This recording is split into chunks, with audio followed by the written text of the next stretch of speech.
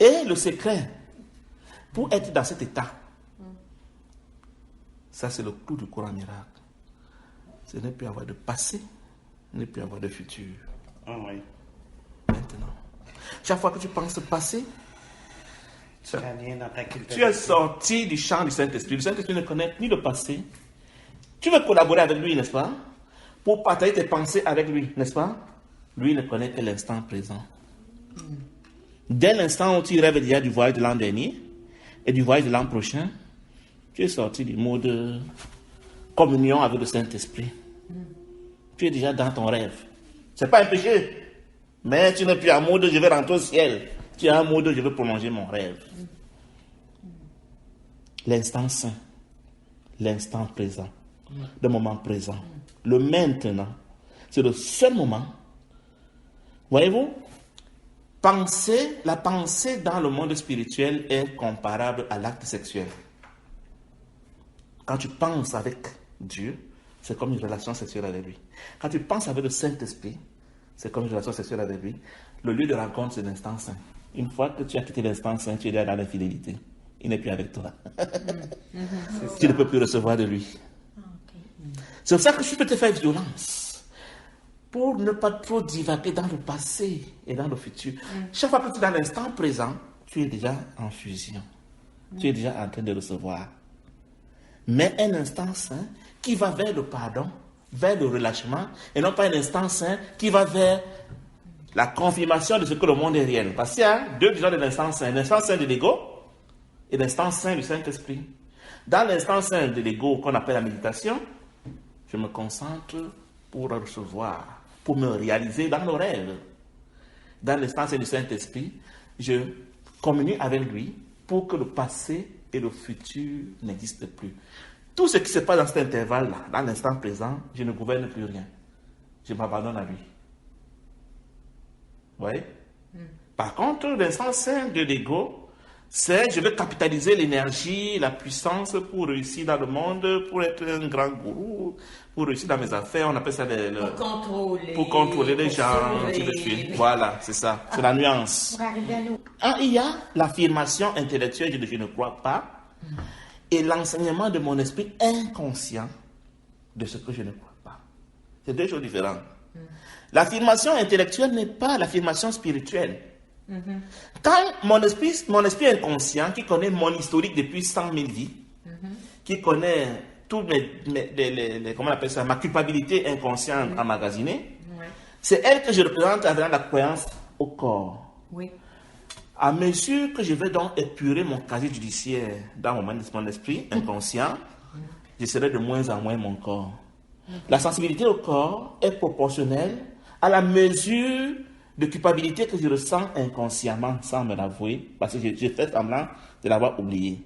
Donc, tout ce que j'ai besoin de faire, c'est être présent. Quand je suis présent, chaque seconde, je suis présent. Il dit bien chaque seconde où je suis présent, le Saint-Esprit profite pour entrer dans mes archives, pour aller détruire certains dossiers d'archives. C'est ça. À chaque seconde. Donc, plus je suis souvent présent, plus lui, il travaille. Un jour, ils vont m'informer, ils disent, oh, Anne-Marie, j'ai terminé, c'est bon. Le corps ne sera plus pour toi. Ce n'est pas une décision de je sens le corps, non. Je sens le corps, ça veut dire qu'il y a encore des dossiers à régler. Je dois encore être présente. Je dois encore pardonner. Je dois encore reconnaître que mes frères sont le Christ. Tu dois tous les baptiser comme le Christ. C'est ça. Parce que on a dit tantôt, quelqu'un t'avait fait. Tu dis, je t'ai pardonné, mais quand tu le vois, la vraie pensée que tu as de lui remonte. Tu n'as pas encore libéré. La mémoire. Tu n'es pas seul. J'ai déjà fait ça. Oui, c'est ça. Mais hier, il y avait... C'est ça. C'est ça. Le pardon, ce n'est pas oublié. En principe, le coup ne demande pas d'oublier. Il dit, quand je pense à ce que tu m'avais fait, je ne dois plus avoir un petit pincement de cœur. C'est ça le pardon. Ça ne veut pas dire que tu dois oublier. Ça ne veut pas dire que tu dois oublier. Non, Francine. Ça veut simplement dire que, vous voyez, parfois, quand je rencontre celui qui m'avait fait mal, j'ai beau faire l'avoir pardonné, mais j'ai du mal à regarder dans les yeux. Quand je le vois, j'ai des cheveux, des poils qui se dressent, et j'ai le sang qui va. Je ne veux pas trop rester avec lui, parce que inconsciemment, je prétends ce que je prétends, mais la blessure est encore vive.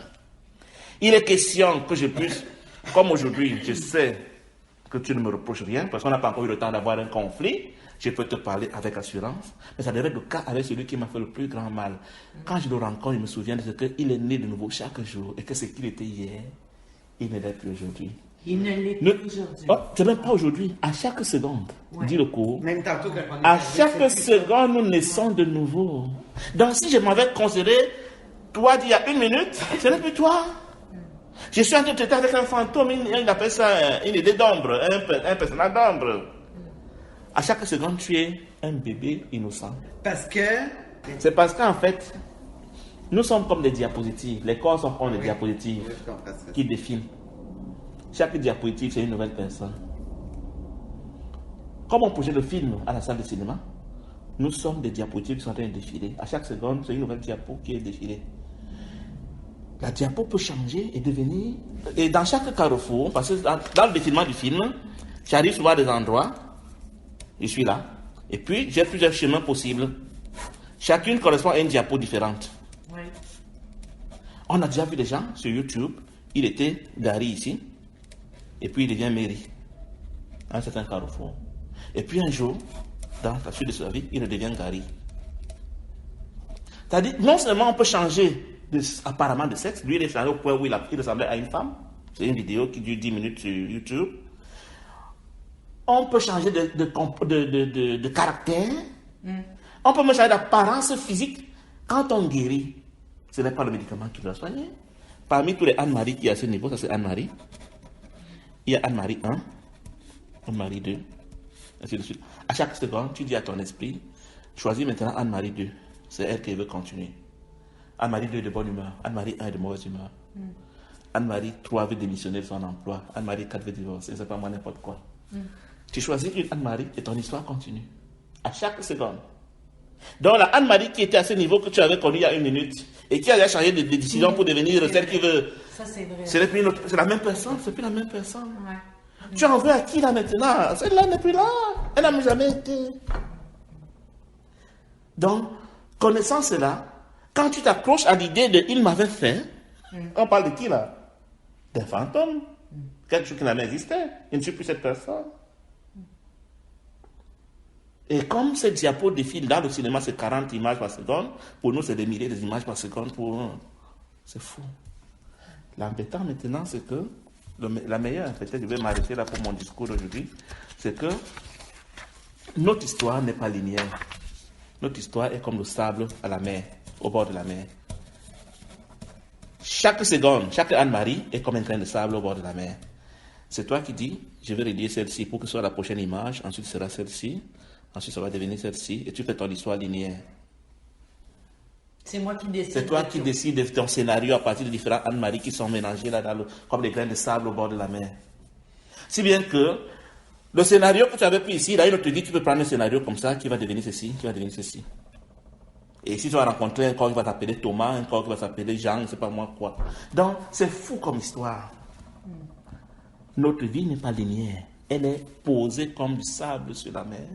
Et c'est moi qui décide de faire un semblant d'histoire linéaire. C'est toutes des histoires. C'est des histoires. Des histoires, du cinéma. C'est comme si les dessins animés, j'aligne les dessins animés, les photos, et je fabrique mon dessin animé comme je veux, pour une histoire. Et je deviens Guylaine dans une vie. Ouais. La vie prochaine, je deviens... Tout ça est déjà prévu comme des grains de sable au bord de la mer. Et puis pour notre 2020, là, on a décidé qu'on va fabriquer un corona qui va nous faire nous agiter, bouger, machin, et raconter les histoires. Les histoires. Encore des histoires. Pour se distraire, pour rester dans le rêve, pour prendre le rêve intéressant, pour prolonger notre séjour dans le rêve, c'est tout. Fait qu'il faut tout voir ça. Mais... Comme un jeu. Souris. Parce que tantôt, il va y avoir que des jeux. Tu souris. Toi qui comprends ça, tu souris. Mais pour les autres, c'est on va lutter, on va se défendre, on va combattre, on va lutter, on va... Quand ils seront tous vraiment le Christ, parce que tes archives ont été épurées par le Saint-Esprit. Oui. Tu vas devenir Dieu. Tu vas quitter ton dernier corps, va décéder. Et tu ne verras pas. Parce que l'univers est comme une pièce, une médaille. Une médaille à deux côtés. Le ciel est d'un côté, le cinéma est de l'autre côté. Tant que tu crois que ce monde est réel et qu'ils ne sont pas le Christ et qu'il y a des activités, machin, tu ne vois que le côté du rêve. Un peu comme quand on dort la nuit. La nuit, quand on dort, on voit bien ces choses. Quand on se réveille, ça disparaît. Donc, quand tu vas donc cesser de croire que le film, le rêve est réel, tu vas te réveiller du côté du ciel où moi je n'ai pas encore été. Moi, j'ai décidé de... Où on pense tous la même chose. Où on est Dieu.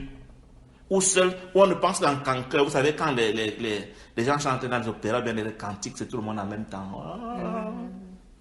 Ça va être beau. Mais je veux savoir tantôt... Oui, ça va être beau. Tantôt, Et tout se ressemble en plus. Tout se ressemble. Mais tout est pareil. Tout est pareil, c'est le même. C'est le même. C'est tout. Mais est-ce que tu veux dire, là, tantôt tu disais que nous sommes Dieu, hein, nous sommes Dieu, puis qu'on va voir les autres, on va les baptiser. Christ. Puis on verra pas autrement que ça, même si... Innocent. Le Christ égale l'innocence, je veux Oui, dire. on verra rien d'autre. C'est pas un corps, c'est l'innocence. Tu penses vraiment qu'il n'a rien que tu lui reproches. Rien, Il n'a aucun... rien fait de mal. Il est même incapable. Il est aussi pur que Dieu. Un pur esprit. Il est pur esprit. C'est nous autres qui avons tout inventé ça. C'est un jeu, oui, c'est un jeu de Lego. On a pris le monde, l'univers que Dieu a créé. Nous, on a dans notre rêve, on dit, bon, comme Dieu ne permet pas que son univers soit changé, et nous, on veut jouer. On a donc rêvé qu'on peut exploser son univers en jeu de Lego, et on le recompose à chaque fois, et on fait une histoire, on fait un siècle, on fait des corps, on fait des conflits, on fait des mariages, on fait des... et on s'amuse à des contents, et on dit qu'on va avoir l'argent, les maisons, les voitures.